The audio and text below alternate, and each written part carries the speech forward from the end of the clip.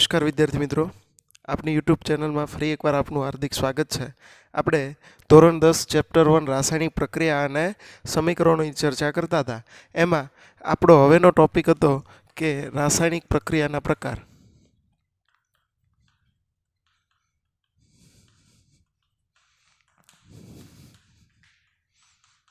એમાં પહેલો જે પ્રકાર છે કે સંયોગીકરણ પ્રક્રિયા એ આપણે ભણી ચૂક્યા છીએ ગયા લેક્ચરમાં. હવે આપણે વાત કરવાની છે વિઘટન પ્રક્રિયા.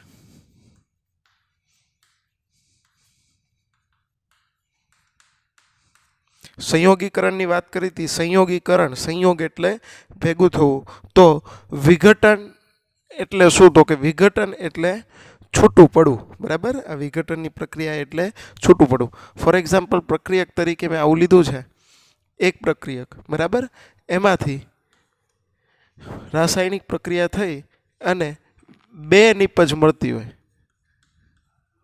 પ્રક્રિયક એક જ લીધો હતો, એમાંથી નિપજ આપણને બે મળી, બરાબર, એટલે છૂટું પડ્યું. એનો મતલબ કે આ પ્રક્રિયા છે એ વિઘટન છે. બરાબર, આપણે વિઘટન પ્રક્રિયાની વ્યાખ્યા લખી શકીએ કે જો કોઈ રાસાયણિક પ્રક્રિયામાં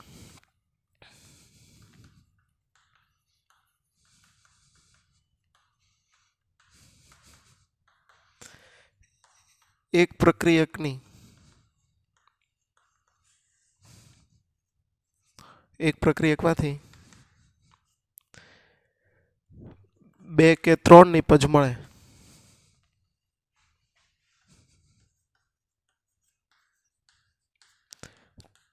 તો તેવી રાસાયણિક પ્રક્રિયાને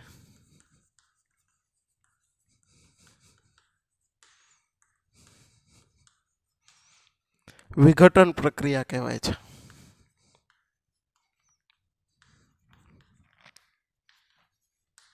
વિઘટન પ્રક્રિયા એટલે હવે આપણને ખબર પડે કે પ્રક્રિયક એક હોય અને રાસાયણિક પ્રક્રિયા થઈ અને આપણને નિપજ બે કે તેથી બે કે ત્રણ આપણને નિપજ મળે. બરાબર, વિઘટન એટલે છૂટું પડવું. બરાબર, તો એ વિઘટન માટે આપણે ત્રણ પ્રકારનું વિઘટન જોવાનું છે. બરાબર, પહેલું છે ઉષ્મીય વિઘટન,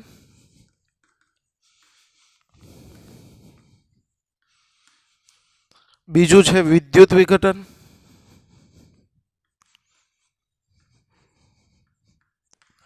અને ચોથું છે પ્રકાશીય વિઘટન.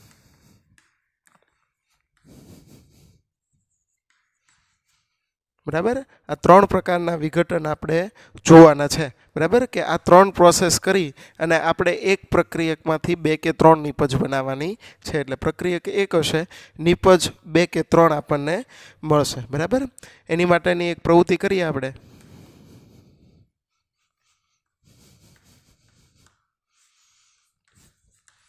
ઉષ્મીય વિઘટનની ચર્ચા કરીએ આપણે. બરાબર, પહેલો પ્રકાર આપણો છે ઉષ્મીય વિઘટન. બરાબર, એક બર્નર લઈ લઉં.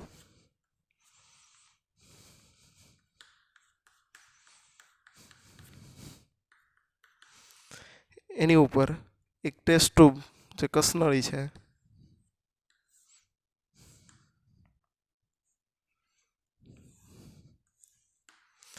એ કસનળી. બરાબર, આની અંદર હું ફેરસ સલ્ફેટના સ્ફટિક લઉં છું.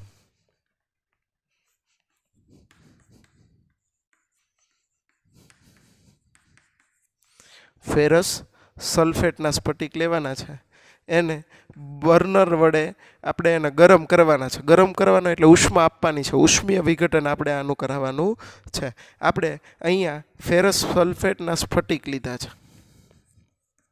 બરાબર, હવે અહીંયાથી ગરમ કરશું. બરાબર, અને જે પ્રક્રિયા થાય એને આપણે રાસાયણિક સ્વરૂપે લખીએ. બરાબર, કે પહેલાં આપણે લીધા છે ફેરસ સલ્ફેટના સ્ફટિક. બરાબર, એ ફેરસ સલ્ફેટના સ્ફટિક છે એ લીલાશ પડતા હશે. એનો રંગ કેવો હશે? લીલાશ પડતો. બરાબર, શું કામ? કે જે આ ફેરસ સલ્ફેટ છે, FeSO4, એની સાથે પાણીના કંઈક અણુ છે એ 7 અણુ છે એની સાથે હોય એટલે એ પાણીના કારણે એ લીલાશ પડતો રંગ છે એ અનુભવે, બરાબર. હવે એને આપણે ઉષ્મા આપીએ, બરાબર, ગરમી આપીએ છીએ નીચેથી, બરાબર, ઉષ્મા આપીએ એટલે આ પાણીના જે અણુ છે, બરાબર, એ દૂર થશે. આની અંદરથી પાણી છે એ બાષ્પ સ્વરૂપે દૂર થશે એટલે માત્ર આપણને FeSO4 મળશે, ફેરસ સલ્ફેટ, બરાબર. લખીએ આપણે કે આ પાણીના અણુ છે એ દૂર થાય એટલે કે FeSO4 પ્લસ આ જે પાણીના છે એ દૂર થઈ ગયા એટલે કે 7H2O, બરાબર, એ ગેસ સ્વરૂપે દૂર થઈ જશે. આ આપણને સોલિડ સ્વરૂપે મળશે, બરાબર, આ solid. Okay, ferrous sulphate into 7H2O જે પાણીના અણુ હતા એના કારણે લીલાશ પડતો રંગ અનુભવતો હતો. હવે આ લીલાશ છે આપણે ઉષ્મા આપી એટલે પાણીના અણુ દૂર થઈ ગયા, ગેસ સ્વરૂપે એ બાષ્પ સ્વરૂપે એ જતા રહ્યા. તો FeSO4 છે એના હવે આપણને જે ફેરસ સલ્ફેટ એ સફેદ કલરનો થાય, બરાબર. આ જે સ્ફટિક છે આપણને મળશે, બરાબર, એ સફેદ રંગના હશે, બરાબર. હવે આ FeSO4 છે હું 2 લઈ લઉં. આગળની પ્રક્રિયા આવી થશે કે FeSO4 છે, બરાબર, જે ફેરસ સલ્ફેટ, બરાબર. હવે એ કેવા કલરના છે તો કે સફેદ રંગના છે. આ સફેદ રંગના છે એને આપણે ઉષ્મા આપવાની છે. ઉષ્મા આપું છું, બરાબર, ગરમી આપું છું તો અહીંયાથી Fe2, અહીંયાથી 2 Fe છે તો Fe2, અહીંયા ઓક્સિજન 4 દૂને 8 ઓક્સિજન છે એમાંથી હું 3 ઓક્સિજન લઉં છું.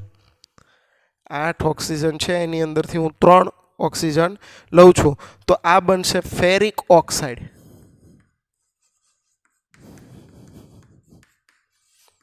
આ જે બનશે એને કહેશું આપણે ફેરિક ઓક્સાઇડ.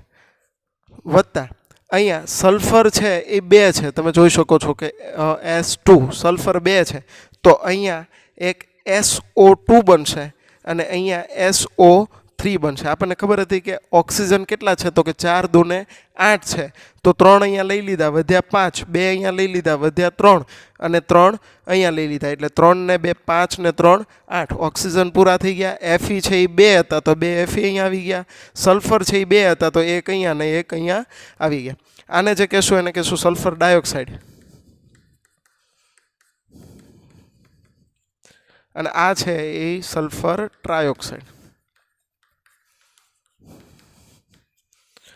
ઓકે, આખી રિએક્શન સમજ્યા પણ શું થયું તો કે વિઘટન થયું. પ્રક્રિયક તરીકે આપણી પાસે હતો ફેરસ સલ્ફેટ, એને આપણે ઉષ્મા એટલે કે ઉષ્મીય વિઘટન કર્યું, આપણે ગરમી આપી, બરાબર, તો ઉષ્મા વડે એના 3 નિપજ મળી. પ્રક્રિયક 1 હતો, નિપજ 3 મળી એટલે કે એનું વિઘટન થયું, છૂટું પડ્યું એટલે કે આ પ્રક્રિયા છે એને વિઘટન પ્રક્રિયા કહેવાય. અને વિઘટન પ્રક્રિયાનો પહેલો વિભાગ છે આપણે પૂરો કર્યો, ઉષ્મીય વિઘટન. ઓકે, ઉષ્મીય વિઘટન જોયું આપણે. હવે બીજો પ્રકાર છે આપણો વિદ્યુત વિઘટન. વિદ્યુત દ્વારા આપણે વિઘટન કરવાનું છે. વિઘટન એટલે તમને ખબર પડી ગઈ કે પ્રક્રિયક 1 હોય અને નિપજ 2 કે તેથી વધુ મળે, બરાબર. વિદ્યુત વિઘટન માટેની પ્રવૃત્તિ આપણે કરીએ કે વિદ્યુત દ્વારા આપણે વિઘટન કરવું છે એટલે એક પાણીનો, ધારો કે પ્લાસ્ટિકનો એક કપ લઈ લઉં છું, બરાબર. પ્લાસ્ટિકનો કપ લઈ તેના તળિયે 2 છિદ્ર કરી દઉં છું, બરાબર. તળિયે 2 છિદ્ર કરી દઉં છું અને ત્યાં વિદ્યુત કોષ, ધારો કે કાર્બનના સળિયા લઈ લઉં છું, બરાબર. 2 કાર્બનના સળિયા લીધા વિદ્યુત કોષ તરીકે. એની ઉપર ઊંધી ટેસ્ટ ટ્યુબ મૂકી દેવાની છે. ઊંધી કસનળી તમારે આવી રીતે ઊંધી કસનળી મૂકી દેવાની છે. હવે આ 2 ઇલેક્ટ્રોડ છે એને બેટરી સાથે જોડવાના છે.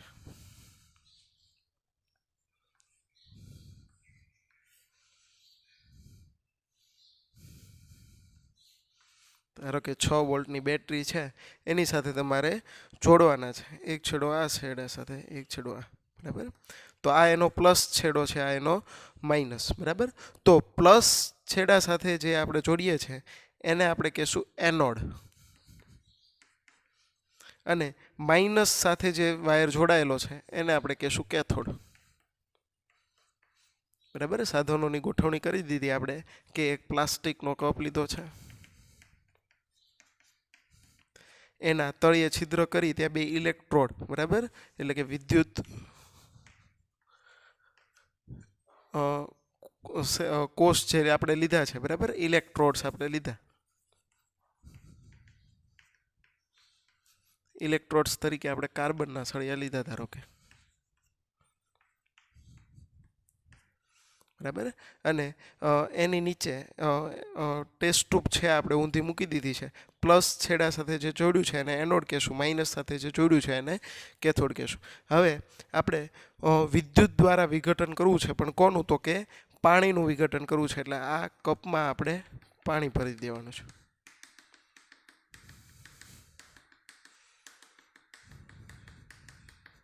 હવે અહીંયા જે સ્વિચ મૂકી દઈએ આપણે, કળ સ્વિચ, જેવી આમાંથી સ્વિચ ઓન કરશું એટલે આમાંથી વિદ્યુત પ્રવાહ પસાર થશે. વિદ્યુત પ્રવાહ પસાર થઈ અને પાણીનું વિદ્યુત વિભાજન થશે.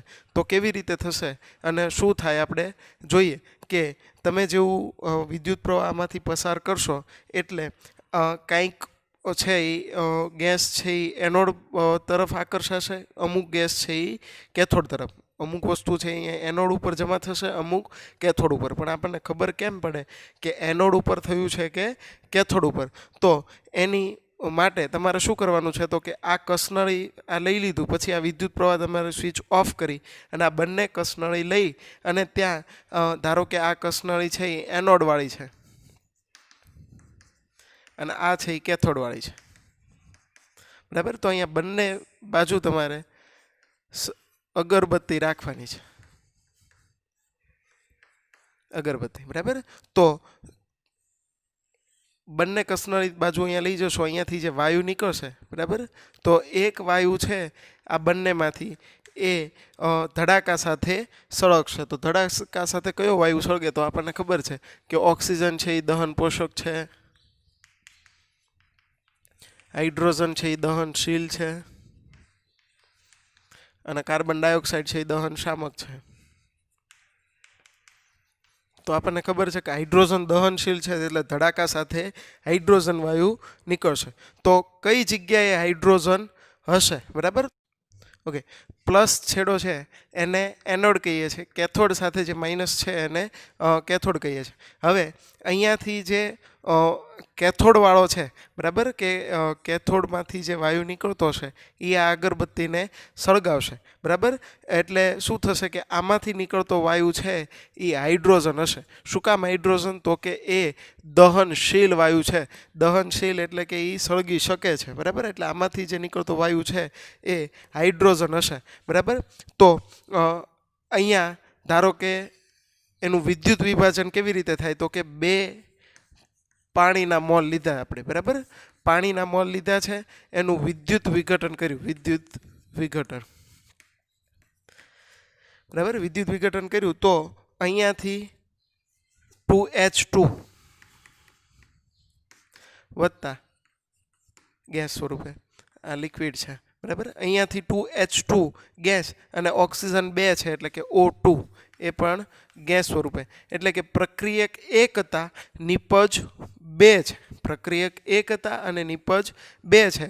એટલે આ વિઘટન કહેવાય, બરાબર. એક પ્રક્રિયકમાંથી 2 નિપજ મળે, બરાબર. આ વિઘટનની પ્રક્રિયા. હવે આ એનોડ ઉપર શું થાય અને કેથોડ ઉપર શું થાય? એનોડ ઉપરની જે કસનળી છે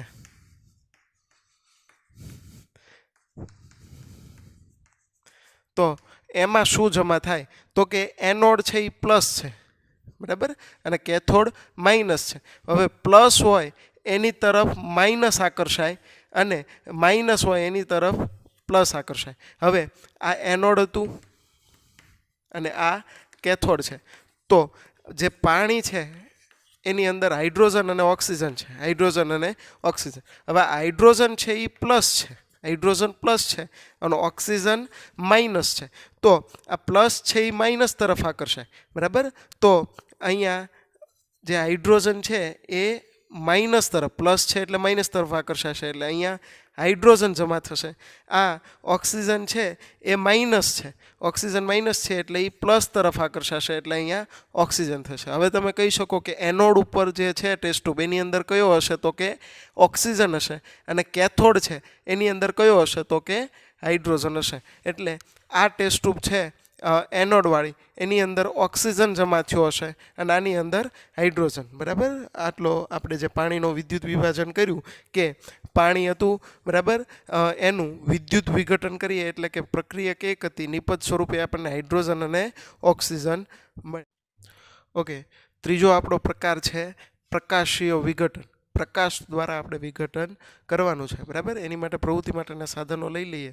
બરાબર, કે ધારો કે એક ચાઇના ડીશ, બરાબર, અથવા તો રકાબી છે એ લીધી છે. બરાબર,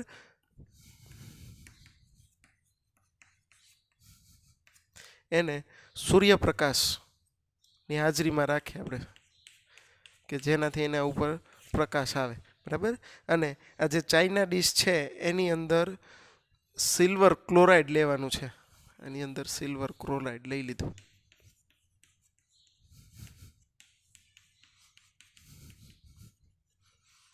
સિલ્વર ક્લોરાઇડ લઈ લીધું. બરાબર, તો શું પ્રક્રિયા થશે કે સૂર્યપ્રકાશની હાજરીમાં, એટલે કે પ્રકાશીય વિઘટન થવાનું સૂર્યપ્રકાશ દ્વારા. આ ચાઇના ડીશ લીધી છે એની અંદર મેં સિલ્વર ક્લોરાઇડ લીધું છે, તો વિઘટન થઈ અને સિલ્વર અલગ થઈ જશે અને ક્લોરાઇડ અલગ થશે. તો શું થાય કે સિલ્વર ક્લોરાઇડ એટલે કે 2 મોલ મેં સિલ્વર ક્લોરાઇડ લીધા છે. એજી એટલે સિલ્વર, સિલ્વર ક્લોરાઇડ. આ સિલ્વર ક્લોરાઇડનું સૂર્યપ્રકાશમાં રાખીએ આપણે. બરાબર, કે સૂર્યપ્રકાશ દ્વારા વિઘટન આપણે કહીએ. તો અહીંયાથી 2Ag, અહીંયાથી 2Ag એટલે કે સિલ્વર અલગ પડશે, અને અહીંયાથી Cl2, Cl છે એ 2 છે એટલે Cl2.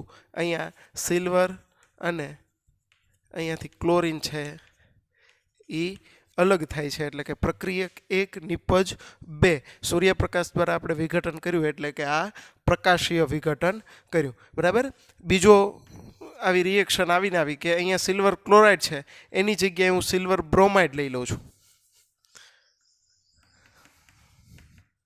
સિલ્વર ક્લોરાઇડ હતું એની જગ્યાએ સિલ્વર બ્રોમાઇડ લઉં તો પ્રક્રિયા કંઈક આવી થાય